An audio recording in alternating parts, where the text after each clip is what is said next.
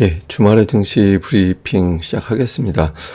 미증시는 지난주 중반 이후에는 좀 주춤하는 그런 모습을 좀 보였는데, 주간으로 보면 1% 전후로 하락을 했죠. 달러 인덱스가 제법 하락한 게 좀 특징이었고, 금리는 올랐습니다. 그리고 특이한 건 이제 국제유가가 미국이 이제 비축유를 다시 채우기 시작하면서 이제 유가가 좀 올라간 게 특징적인 모습. 전체적으로 증시 빠지고 달러 인덱스도 빠지고 금리가 올라갔다. 이게 이제 특징이었고요. 종목으로는 이제 애플이 빠졌습니다. 잠시 후에도 설명드리겠지만 애플은 올해 들어서 2주 연속 빠진 적은 없거든요. 그러니까 이 패턴이 깨지게 되는지 좀 볼 필요가 있고, 에너지주가 유가가 올라가면서 아무래도 반응을 했겠죠. 대번 에너지가 1.1% 올라갔고, 마이크론 테크놀로지는 최근에 6주 중에서 5주 하락했던가 아마 그랬을 거예요. 이번 주에도 또 추가적으로 3.9% 빠졌습니다. 주말에 나왔던 것 중에 가장 주목을 받은 거는 고용지표죠. 고용지표가 20만 9천, 예상했던 게 한 24만 정도 예상했는데 예상보다 낮게 나왔습니다. ADP 민간 고용하고 상당히 차이가 많이 났죠. 예상치를 하회했다라는 점에서 투자자들이 반응을 했고, 특히 이제 보면 20만 9천 건 정도면, 그러니까 팬데믹 이전 사례를 하고 비교를 해봤을 때 그때 당시 18만 건하고 비교해보면 거의 이제 평균치로 좀 내려가고 있다. 근데 이제 원래 정상적인 어떤 고용시장에서는 10만 건 조금 더 나오는 정도가 유지가 되면 그냥 뭐 괜찮다 정도로 보거든요. 근데 여전히 뭐 20만이면 상당히 높은 건데, 숫자가 이게 이제 18만 건 밑으로만 내려가게 되면 고용에 대해서는 시장에서는 조금 안도하게 되는 그런 분위기로 가게 될 겁니다. 좀 근접한 것 같긴 하지만 여전히 절대적인 수치 자체가 높죠. 특히 이제 14개월 연속해서 예상치를 상회했다가 처음으로 예상치를 하회했거든요. 그래서 일각에서는 이제 그런 주장도 있습니다. 아마 어쩌면 6월 데이터가 수정돼서 이거보다 상향 조정될지도 모른다. 이런 이제 주장도 일부에선 제기가 됐거든요. 근데 어쨌든 예상보다 낮게 나왔고 이제 평균치 18만 3천 건에 근접했다라는 점에서는 장중에 투자자들이 좀 매수해도 되지 않을까 이런 분위기를 만들어줘서 이제 플러스로 갈 수 있었던 환경이 됐죠. 반면에 이제 이게 발목을 잡았죠.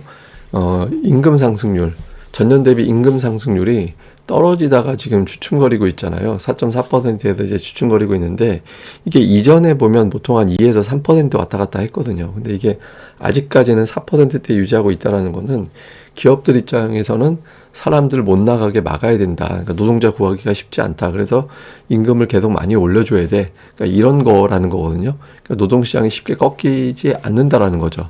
좋게 보면 경기 침체 가능성 낮다. 그렇지만 나쁘게 보면 물가 상승률이 쉽게 꺾이기는 어렵겠구나. 이런 해석도 일부 있는 겁니다. 어쨌든 이 수치가 이렇게 나왔다라는 점이 증시 막판에 이제 뒷심을 잃게 만드는 그런 요인으로 작용을 했습니다. 근데 여기서 보면 이제 어저께 나왔던 ADP 민간 고용하고 너무 차이가 나잖아요. 근데 ADP 민간 고용은 시장에서 좀 덜 믿습니다. 왜냐하면 이제 ADP 쪽에서 이제 제공하는 그 급여 프로그램에서 나오는 걸 가지고 바탕으로 이제 계산하는 게 이제 ADP 민간 고용이고, 비농업 일자리는 이제 당국에서 조사하는 거고 설문 조사거든요. 그래서 ADP 같은 경우는 일시적으로 그 급여 프로그램에서 제외되거나 더해지는 수치가 있어서 좀 튀는 어떤 숫자들이 가끔 좀 나오거든요. 그래서 이번 ADP 수치가 좀 튄 것 같다. 그러니까 이런 주장들이 있었습니다. 근데 어쨌든 튀었든 뭐했든 숫자가 워낙 확 이제 올라가는 숫자가 나오다 보니까 고용지표 세게 나오고 금리 세게 올릴 것 같고, 이런 분위기가 이제 전체적으로 지난주 시장을 좀 흔드는, 후반부 흔드는 그런 이유가 됐던 것 같습니다.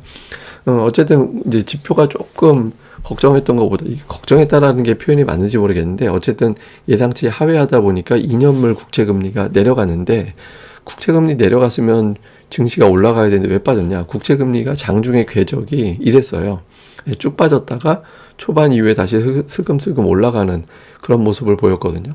그러니까 비농업 일자리 증가는 주춤했지만, 그런데 생각해 보니까 시간당 임금은 높게 나온 거잖아. 그러면 아무래도 그 금리 올리는 데는 별다른 영향을 안 줄 것 같아. 이렇게 해석되다 보니까 이제 초반에 시장이 이제 중반까지 밀고 올라갔다가 이제 뒷부분에 시장에 밀리는 이제 그런 요인이 됐죠.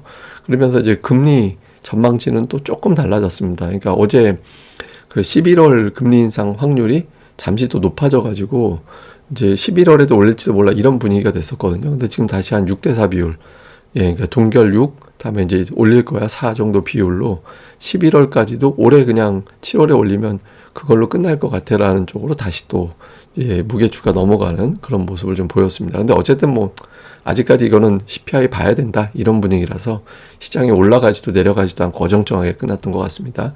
자, 주요 종목은 애플만 보자라는 말씀드리겠는데, 지난주에 이제 애플이 신고가 경신하면서 좀 화제가 됐잖아요. 근데 이번 주에 빠졌는데, 제가 이제 애플을 왜 보여드리냐면, 지난주에 시가향 정리할 때 제가 이 차트를 보여드렸어요. 뭐냐면 애플의 주가가 이제 그 증권사 이제 평균 목표 주가, 그러니까 평균 목표 주가하고 그 애플의 주가하고 거의 붙어버리고 오히려 주가가 더 넘어가 버릴 경우에 그때부터 애플은 꺾인다. 예전에 그 보시면 이제 괴리감, 이게 목표 주가가 이제 넘어가 버리면 이제 주가가 이제 그때부터 실제로 꺾이는 모습이 있었거든요. 근데 지난주에 제가 이제 그 신호가 나왔다라고 말씀을 드렸잖아요. 근데 이제 그러고 나서 제가 또 말씀드렸던 게, 그럼 애플의 목표 주가가 상향 조정되면 된다. 근데 상향 조정되지 않으면 좀 주춤거릴 수 있다라고 이제 말씀을 드린 건데, 지금 보면 이번 주에 애플이 좀 주춤거렸거든요. 그래서 여기서 애플의 목표 주가 상향이 좀 필요하죠. 예, 그런 게 좀 나와줘야 되고, 이제 물론 이제 주가가 빠지면 이제 이 부담은 또 줄어들게 되니까 다시 올라갈 수 있는데, 이게 지금 왜 중요하냐면 애플이 올해 2주 연속 빠진 적이 없어요.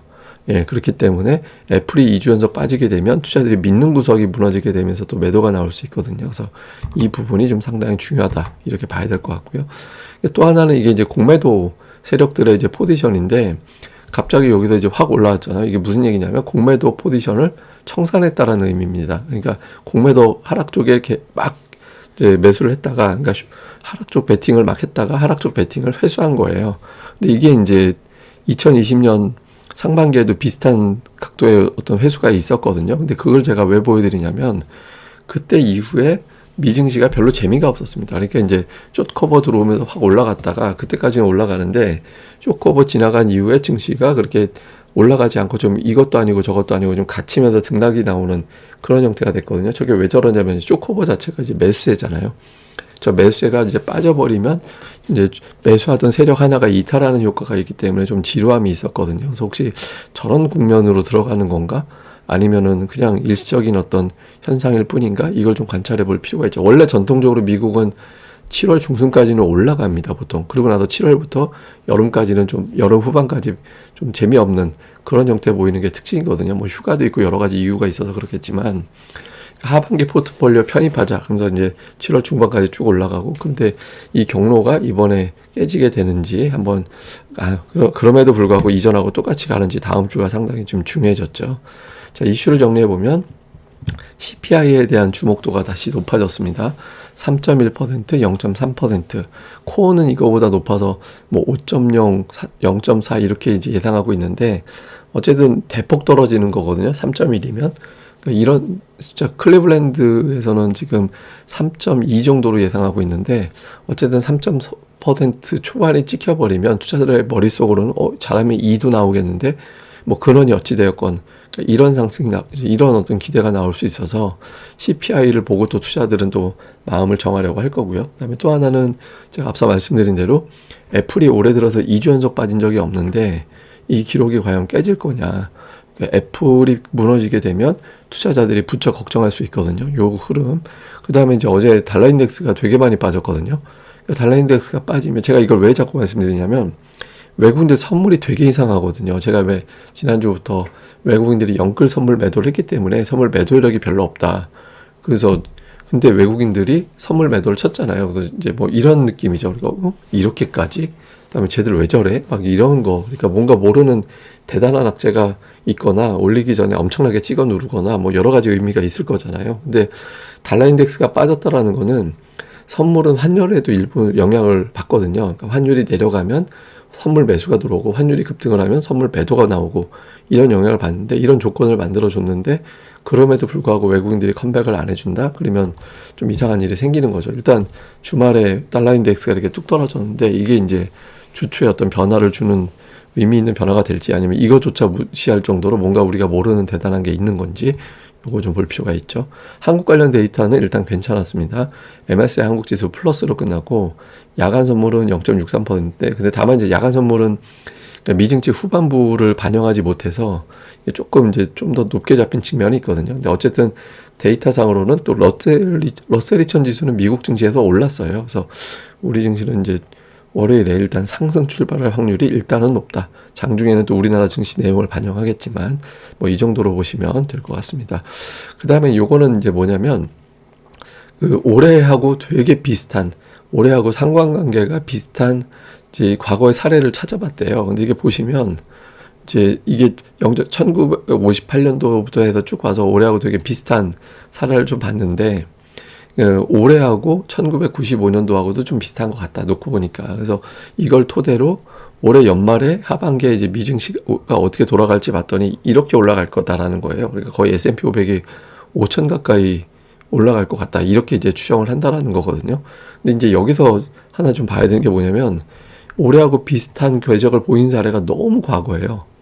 예, 너무 과거로 가가지고 봐야 되는 거라서 올해가 굉장히 2000년대 이후에는 그나마 좀 비슷한 게 2003년이고 2000년대 이후에는 찾아보기 힘든 그런 흐름이 만들어지고 있다라는 거거든요. 그래서 좀 변동성 변수가 되게 많은 해다.